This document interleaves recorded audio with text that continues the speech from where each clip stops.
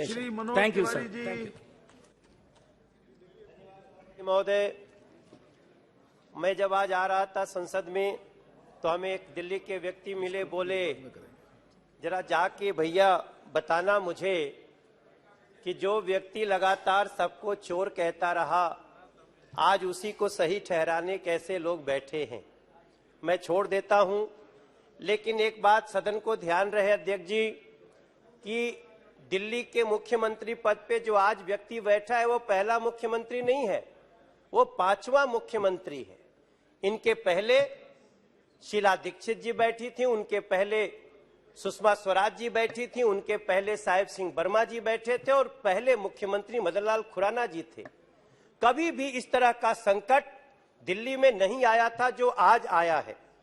अभी थोड़ी देर पहले हमारे एक सदस्य लोक लाज की बात कर रहे थे, बिहार के नेता हैं। बिहार के नेता के मुंह से लोक लाज सुन के हमको हमारे भोजपुरी का एक कहावत याद आ रहा था कि सुपवा बोले तो बोले चलनियो बोलत अटे, जना में 72 छेद बाटे।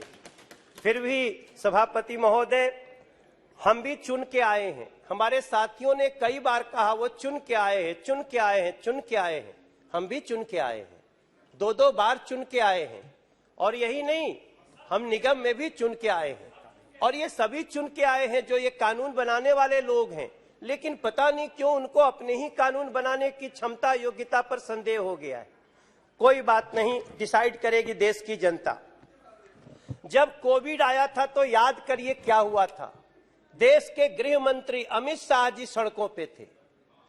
जब कोविड आया तो ये अस्पताल दिल्ली का दौरा कर रहे थे और जो दिल्ली का मुख्यमंत्री थे वो कहीं अंदर बैठ करके पता नहीं कौन सी मच्छरदानी ओढ़ के बैठे हुए थे। जब हमारे दिल्ली में बाढ़ आया तो अमित शाह जी की व्यवस्था संभाल रही थी और ये व्यक्ति के घर में जब पानी घुसने लगा तब जाके, जैसे कभी कभी वो बिल में पानी जाता है तो कुछ जानवर निकल के आ जाते हैं, उस तरह से ऐसा देखा हमने और दिल्ली बर्बाद हो गई। मैं आज आपको बड़ी विनम्रता से कहना चाहता हूं सभापति महोदय, तब या तो दिल्ली के मुख्यमंत्री शीश महल में सो रहे होते हैं या तो शराब घोटाले की प्लानिंग कर रहे होते हैं। मैं बड़ी विनम्रता से आपके सामने अब बताना चाहता हूं कि इस डिबेट से वो व्यक्ति बहुत खुश होगा, क्योंकि उसको तो अब कोई सवाल ही नहीं पूछ रहा है कि जो कोविड में किराएदारों से वादा किया था कि किराएदार लोग भागना मत, तुम्हारा किराया दिल्ली सरकार देगी, लेकिन आज तक किराएदारों को यह सुविधा नहीं मिली।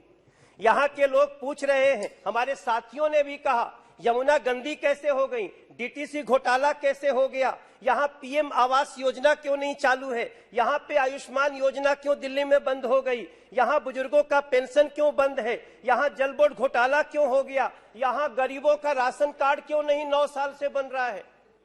सभापति महोदय, आप वहां बैठे हैं, नरेंद्र मोदी जी देश के प्रधानमंत्री, जहां गरीबों के लिए अनाज कितनी भारी मात्रा में दे रहे हैं। दिल्ली के गलियों में जाइएगा तो अनाज के लिए राशन कार्ड नहीं बनने के कारण लोग रो रहे हैं।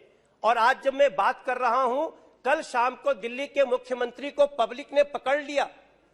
पब्लिक ने पकड़कर, पुलिस नहीं होती तो पता नहीं उनका क्या हाल होता। हम चाहते हैं नेताओं पे हमले नहीं होने चाहिए, लेकिन आज दिल्ली इस प्रकार से रो रही है। एक नया कॉलेज नहीं 10 साल में, एक नया स्कूल नहीं।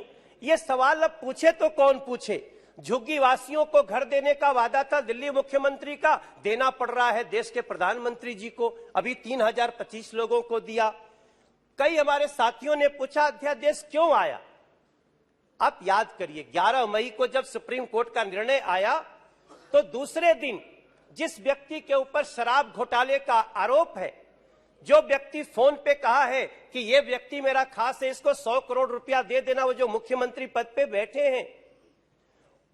आदेश आने के बाद सुप्रीम कोर्ट की अभी स्पष्टता भी नहीं हो रही है।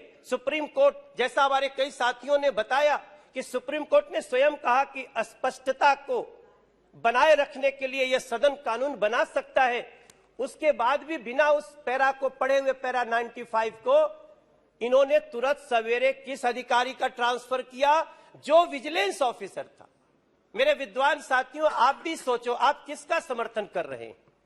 मैं तो गृह मंत्री जी से कहूंगा कि मुझे कई एंगल से ये शंका हो रही है कि दिल्ली के मुख्यमंत्री पद पे बैठा हुआ व्यक्ति देश के खिलाफ बहुत बड़ी साजिश कर रहा है। सभापति महोदय, इसकी जांच होनी चाहिए। नहीं, आपको मैं बताता हूं क्यों। अभी जब यमुना जी में बाढ़ आया, अभी जब मैं यमुना जी में बाढ़ में गया तो मैं मुख्यमंत्री का एक बयान सुनता हूं, कई लोगों के कागज बह गए हैं, उनके कागज फिर से बनाए जाएंगे। मैं पूछना चाहता हूं, किसके कागज बहे? हम तो जिनके जिनके लिए खाना लेकर के गए, जिनके जिनके लिए हम रोटी लेकर के गए, जिनके लिए हम नाव लेकर के गए, वो तो अपना सारा सामान लेकर के सड़क पे सिर्फ टेंट का इंतजार कर रहे थे। कागज किसका बनाने की बात कर रहे हैं, ये जांच का विषय है। क्योंकि मुझे बिहार की महिलाओं ने कहा, मैं आपको वीडियो दे सकता हूं, उनका बयान दे सकता हूं। बिहार की, यूपी की महिलाएं कह रही हैं, हमें तो ये मुआवजा भी देने को तैयार नहीं है। मेरे सभी साथियों, आप विचार करिएगा। और मैं ये बात बताते हुए, हमारे नेता विपक्ष कह रहे थे कि ये किस कारण से ये बिल आ रहा है। सुप्रिया सुले जी यहां बैठी थी, अभी है नहीं, उन्होंने मिस कोट किया सदन को। उन्होंने कहा कि दिल्ली के पूर्ण राज्य पे हम हमेशा मैनिफेस्टो में देते हैं। मैं तो दिल्ली में 2013 से हूं, न 2013 के चुनाव में, न 2014, न 2015, न 2017, न 19, न 20, कभी भी हमने मैनिफेस्टो में नहीं दिया। आप इतने बड़े सदन को गुमराह न करें। और जहां तक एलजी की बात है, एलजी वही टोकते हैं जहां संविधान का हनन होता है। सभापति महोदय, मैं G20 होने वाली है दिल्ली में। अभी एक दिन मैं अपने घर में रात के 12:30 बजे सोने की तैयारी कर रहा था, तभी पता चला एलजी महोदय बाहर सड़कों पे पेड़ पौधों की वो सुंदरता देखने आए हैं।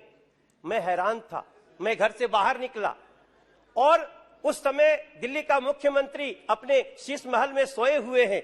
तब मुझे ये कहना पड़ता है कि सभापति महोदय, ये जो बिल है ये दिल्ली के खुशियों का बिल है। इस बिल को मैं तो प्रार्थना करूंगा, आप बहस करिए, बहस करना ही चाहिए। बहुत अच्छा लग रहा है, सभी साथी बोल रहे हैं, कई दिनों के बाद बोलने का मौका मिला है। लेकिन ये बिल दिल्ली के झुग्गी वासियों का, दिल्ली के गरीबों का, दिल्ली की महिलाओं का, सबके अधिकार की रक्षा करने वाला है। इसको आप सब पास करें, यही हमारी आप सबसे प्रार्थना है। मैं इसका समर्थन करता हूं। श्री विनायक राउत जी। धन्यवाद सभापति महोदय। शिवसेना उद्धव बालासाहेब ठाकरे पक्ष के तरफ से मुझे मेरे विचार व्यक्त करने के लिए मौका दिया, इसके लिए मैं आपका धन्यवाद व्यक्त करता हूं। और साथ साथ में ये जो बिल आया है, दिल्ली के बारे में जो बिल आया है,